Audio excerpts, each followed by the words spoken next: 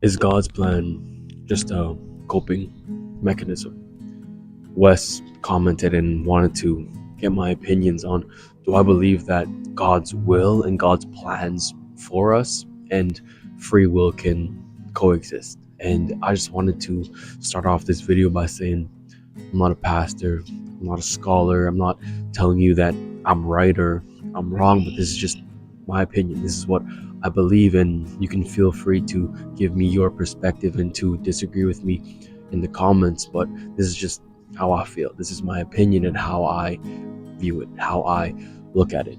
This topic is very complex and it's a hard thing to unpack. It's a hard thing to really wrap your head around. And the best way that I deal with, or how I think about God's plan, God's will for us versus us having free will and how they can coexist is, say you order takeout from a restaurant. You are getting takeout from a super busy restaurant and they don't offer delivery service. You have to go and pick it up by yourself. And it's super bad outside. The weather's really bad. You have to go through the snow. You have to go through all these things to get to that restaurant. That restaurant is super far from you, and the only option that you have is to go and get it yourself. No one's gonna bring it to you. So it's you, that's your free will. You can decide which restaurant you go to. You can decide whether you want to go through whatever journey it is to take you there. And God is the kitchen. God is the chefs preparing his plans and that food for you. He has his plans and his will ready for you. But do you want to go and get it? Do you want to face whatever it is, the wait times, the long drive there, whatever it may be? Do you want to face those things in order to go and pick up your food? That's how I think about it. He has a plan for you. He has a will for you, but you have free will to act on that plan. It's not really like predetermined or predestined, but it's more of guidelines. He has guidelines for you to follow, and he has a plan to prosper you. He has a plan to give you good fortune, a good life, but you have to act on it. You have to be the one to go and get it. And yeah, you can say that God's plan is already fated. He knows the choices that you're going to choose before you do, and that's a hard thing to wrap your head around. This whole thing is not logical at all, but having faith isn't logical. Having faith and the belief in something that you can't see isn't logical either.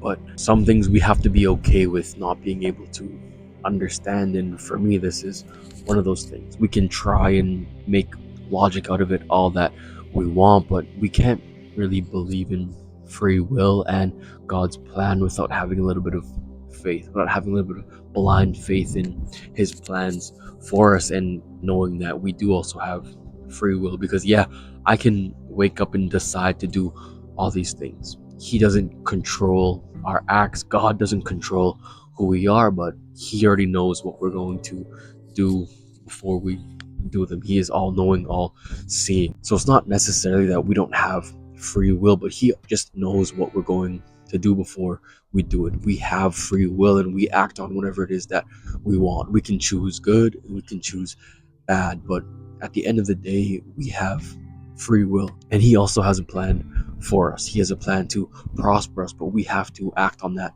plan. We have to go through the storm, wait out those times, wait our turn in order to get that takeout food that we always wanted. We have the choice whether or not we want to go and get it, or we just want to, okay, I want something else. I don't want to wait for this. I want to get the Uber Eats. I want to get that frozen food. I just want to make food at home. But his plan for us, it's waiting for us somewhere. We have to act on it and we have to wait for it. Sometimes it'll be years, months, days, whatever it may be. We have to be patient and wait our turn. We have to be willing to go through the challenges and all the things that he wants to put us through in order for us to be able to get the plans that he has for us. The plans that he has for us doesn't necessarily mean that they will come true, because we have to act on them. He'll guide you to wherever you need to go. But if you don't want to row, if you don't want to put in the work, you can't stand with God without getting up and actually standing. You can't walk with God without getting up and walking with him. He won't pick you up and hold your hand through everything. You can walk with him if you choose to do it. It's the same thing with the plans that he has for you. We have free will to do what we want, and his plans are waiting for us. That's what we have to think about it as. He has a plan for us, something that's meant to happen, but sometimes if you don't choose for it to happen, then it won't. So just trying to think about it with the whole takeout analogy. You want that thing, but are you willing to go drive that 2 hours, wait that couple of hours for the food, because that's just how it is. That restaurant is super busy, that restaurant is so far away, and you don't even know if the food is good. You've never had this restaurant before, but you have to have faith and trust that it's what's meant for you. This restaurant is the best restaurant ever, so you have to have faith in the plans that God has for you. You've never had it, you've never tried it, but you have to be willing to put your trust and faith that his plans, that food is the best thing that could ever happen to you, no matter what you have to go through in order to be there. But a lot of us will use God's plan as a coping mechanism.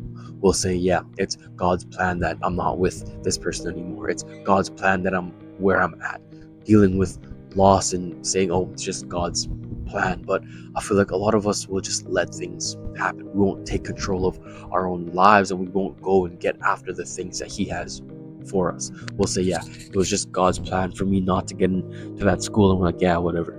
It was God's plan. We cope with that, but he puts us through things for reasons. He won't put us through things. He won't make us go through things just because. He wants to teach us lessons and challenge us to make us better. He doesn't ever want to put us through hardships just because he wants to make our lives hard. He wants us to learn. He wants us to learn things about ourselves and our lives. He wants to learn things about him, and he wants us to grow closer to him. And right now, for me, I'm probably at my closest with God that I've ever been in my life.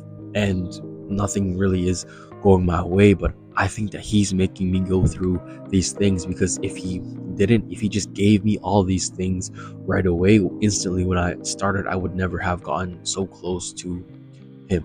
So understanding that he's delaying my blessings and the plans, the gifts that he has for me, because he knew that if I didn't go through these low, harder times, if I didn't need to put my faith into him, then I would never have put my faith into him in the first place. I would have gotten everything that I wanted, everything that I thought I deserved instantly, and I wouldn't have this relationship that I do have with him now. I wouldn't be as close with God as I am now if he didn't put me through certain things that I had to go through, the things that I'm going through right now.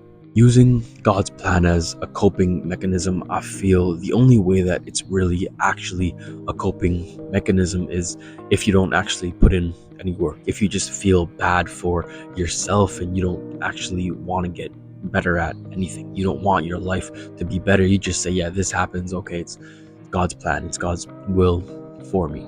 But you have to know why it was his will, why it was his plan for you, understanding he had to put you through these challenges for a reason, and you have to learn and grow from those things. So stop just saying, oh, it's God's plan, whatever is what it is, it's what he wanted for me. But you have to know why he did the things that he did, why he put you through the things that he did. So if you're not learning from God's plan, if you're not learning from the thing that you try to cope with, then yeah, that's a coping mechanism. But if you say, yeah, it was God's plan, why did he put me through those things? You have to see the reasoning of why he put you through certain things. God will never put you through things just because he wants to make you go through hard times. He puts you through things for a reason, not just because he wants to see you suffer. God doesn't want to see you suffer. He knows that some people need to suffer in order to come out and have that metamorphosis moment where you become a better person, where you become that person that you've always were meant to become. So stop using God's plan as a coping mechanism and find the reason in behind why he puts you through the things that he does. So Wes, I hope that this maybe could have helped you a little bit. Maybe you agree with me, maybe you don't. I'm not saying that I'm right, I'm not saying whatever you believe is wrong, but this is just my perspective. And yeah, I'm not hard stuck on what I believe in, because this is a super complex subject. This is a super complex thing to unpack. So if people have different views, feel free to comment it. We can have discussions about it, and I'm always open. I'm open to changing my mind about it. I'm open to listening into understanding more about this. Is God's plan just a coping mechanism?